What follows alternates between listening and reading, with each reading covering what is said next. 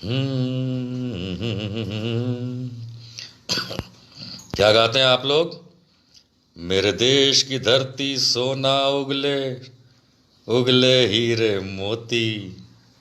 मेरे देश की धरती, मेरे देश की धरती सोना उगले, उगले हीरे मोती। अब कहाँ से आ गए मोदी, है ना? सबका नमस्कार, वेलकम।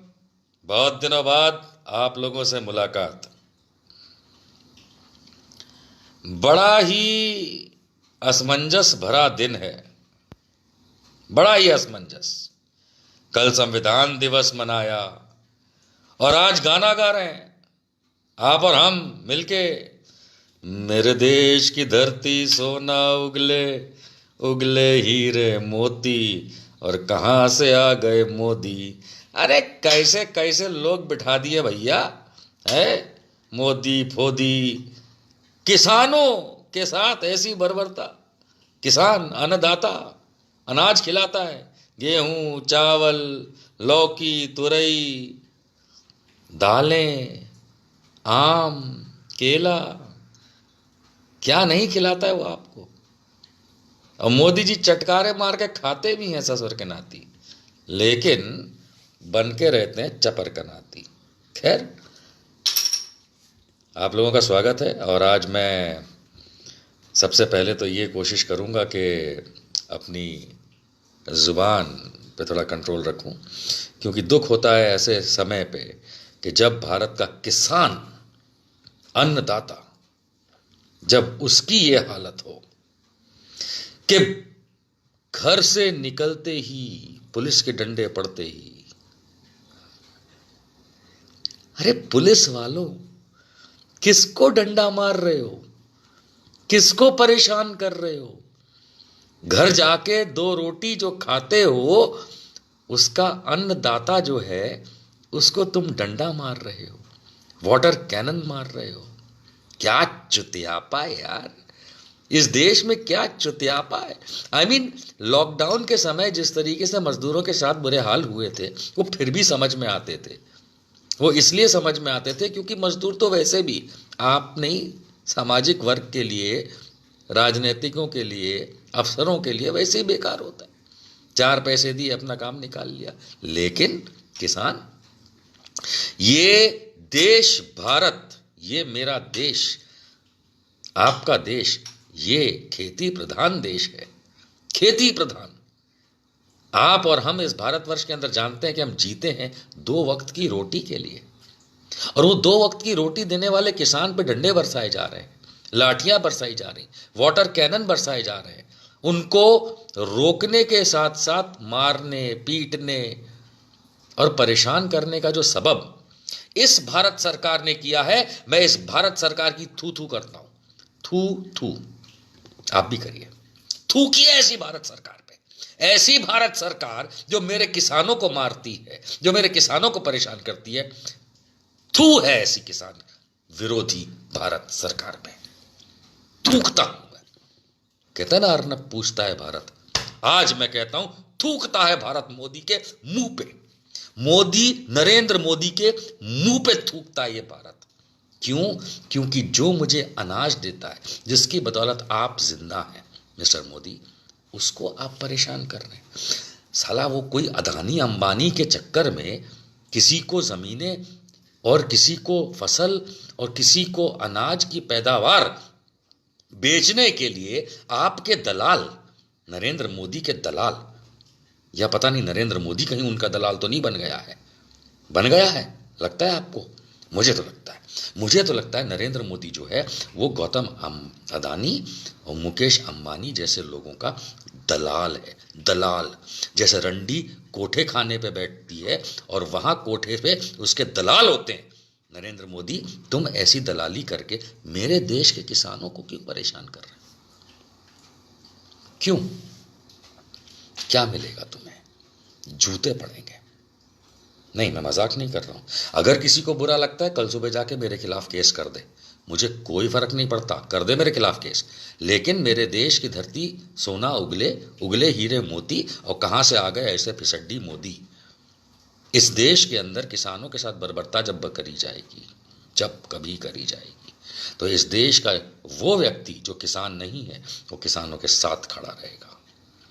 पंजाब से किसान आए, हरियाणा से किसान परेशान, पूरे देश में किसान परेशान, और तो और योगी आदित्यनाथ के सूबे में, उत्तर प्रदेश में आज आगरा दिल्ली जो हाईवे है, यमुना एक्सप्रेसवे, उसको किसानों ने जाम कर दिया।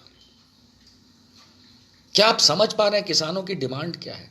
मुझे लगता है पूरे देश में किसान जागरूक हो चुका है कि ये सरकार किसी तरीके से वोट पा करके उनके छाती पे आके बैठ गई है।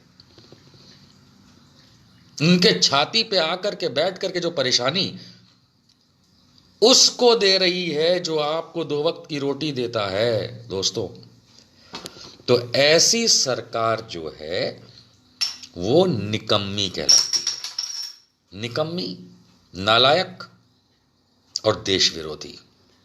अब यह समझना आवश्यक है कि क्या नरेंद्र मोदी इन देश विरोधी नीतियों के चलते 2 दिन भी टिक पाएगा?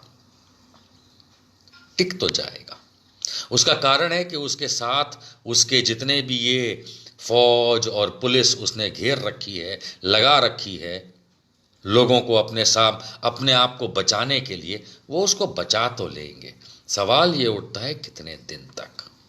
क्या आप लोगों ने देखे थे वो मंजर जब लोग चल के किसी तरीके से आ रहे थे अपना विरोध प्रदर्शन करने के लिए, वो किसान, जबकि पूरा देश उनके साथ खड़ा है, पूरी दुनिया उनके साथ खड़ी है। अगर कोई नहीं खड़ा है तो वो है इस देश का प्रधानमंत्री नरेंद्र मोदी, इस देश का गृह मंत्री वो नालायक आदमी अमित शाह, वो इस देश की सबसे नालायक political party Bharatiya Janata party, जो इन किसानों के साथ नहीं खड़ी है। मैंने दिल्ली में बड़े बड़े बोर्ड देखे, भारतीय जनता पार्टी ने बोर्ड लगा रखे हैं, किसान बिल पास करने के एवज में मोदी जी को बधाई। अरे बेवकूफ उल्लू के पट्टों जिन्होंने बोर्ड लगाया, क्या तुम्हें पता भी है किसान बिल का मतलब क्या है? ये किसान बिल का मतलब इस तरीके से है कि आप अपनी जमीन, आप अपनी फसल किसी और को बेचने पे इतने आमदा हो गए हैं, एमएसपी को तो एक साइड में छोड़ दीजिए, कि इन किसानों के घर नहीं चलेंगे। लेकिन नहीं साहब, ये किसी को समझ में नहीं आएगा। क्यों? क्योंकि वो तो मोदी भक्त हैं। अरे होंगे 10-20% इस देश के जनसंख्या के लोग मोदी भक्त, लेकिन बाकी लोगों का क्या? नहीं, बाकी लोगों का क्या बाकी लोग इस तरीके से बेवकूफ़ी में अपने किसानों का बुरा होते हुए देख पाएंगे? नहीं देख पाएंगे। मैंने योगेंद्र यादव जी को फ़ोन लगाया था, उनका फ़ोन आउट ऑफ रेंज आ रहा है। मैं चाहता था कि वो इस प्रोग्राम में मेरे साथ जुड़ें, क्योंकि योगेंद्र यादव जी ने पहल करी है, हरियाणा के और पंजाब के किसानों के साथ वो खड़े हैं। लेकिन मेरे ख्याल से जहाँ कहीं भी वो फंसे हैं वहाँ पे उनका नेटवर्क डाउन है, इसलिए योगेंद्र यादव जी जो मेरे एक अच्छे मित्र भी हैं, उनका आउट ऑफ रेंज आ रहा है फ़ोन। मैंने कुछ अन्य किसानों से बात करी है और मैं हो सकता है कि वो अब इस समय जुड़ें, क्योंकि मैंने उनसे रिक्वेस्ट की है कि आप लोगों के साथ इस समय इस प्रोग्राम में जुड़ करके वो आप लोगों से अपनी बात को शेयर करें। लेकिन उसमें एक ढींडसा साहब हैं अम्बाला के, जो दिल्ली तक मार्च करके आ रहे थे और सोनीपत के पास उनको वाटर कैनन से जिस तरीके से उनको भी चोटें आई हैं, तो वो उनको मजबूरन घर पहुंचना पड़ा है और इस समय वो घर पे हैं और आराम में हैं। हो सकता है कि अगर वो जग रहे होंगे तो हम लोग के साथ बात करेंगे, लेकिन अगर नहीं जग रहे होंगे तो कोई बात नहीं। मैं समझता हूँ, क्योंकि इतनी हालात ख़राब जब किसानों के कर रही है सरकार, जिस तरीके से गड्ढे खोद रही है सड़कों में, वाटर कैनन, लाठी चार्ज, मारपीट कर रही है। मैं सोच रहा था दोस्तों, ये कौन से पुलिस वाले हैं? पाकिस्तान से आए हैं क्या? हरियाणा पुलिस में पाकिस्तानी है क्या? नहीं, हरियाणा पुलिस में पाकिस्तानी लोग भरे हैं क्या, जो हमारे किसानों को लठ मार रहे थे? कितने शर्म की बात है, कितने शर्म की बात है। आप पंजाब का उदाहरण देखिए, पंजाब में से हर किसान, बूढ़ा जवान, चल करके दिल्ली आ रहा है अपना विरोध प्रदर्शन करने के लिए। बस इतनी सी बात।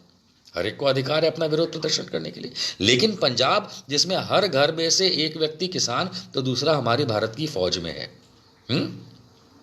उस किसान को, उस पिता किसान को लठ बजा रहा है नालायक हरियाणा पुलिस का जवान। जवान तो कहना भी नहीं चाहिए, नालायक कहना चाहिए। ये नालायक पुलिस वाले उन किसानों पे लठ बरसा रहे हैं जिनके बेटे फौज में हमारे बॉर्डर पे इस समय रात को खड़े होकर के आपकी सुरक्षा कर रहे हैं। कैसी हरामपंथी है ये? नहीं, कैसी हरामपंथी है। एक परिवार जो देश को खाना खिलाता है, आपके घर अनाज पहुंचाता है, दूसरा उसी परिवार का मेंबर जो आपकी सुरक्षा में बॉर्डर पे खड़ा इस समय लड़ रहा है। और मोदी जी उनको लठ पड़वा रहे हैं, मोदी जी उनकी पिटाई करवा रहे हैं, मोदी जी उनको परेशान करा रहे हैं। ये कौन सा प्रधानमंत्री तुमने चुना है बे? है बे? कौन हो तुम लोग? शर्म आती तुम लोगों को? ऐसा नालायक प्रधानमंत्री चुना है तुम लोगों ने, ऐसी नालायक पार्टी को तुमने सत्ता में बिठाया। शर्म आनी चाहिए, बिल्कुल शर्म आनी चाहिए।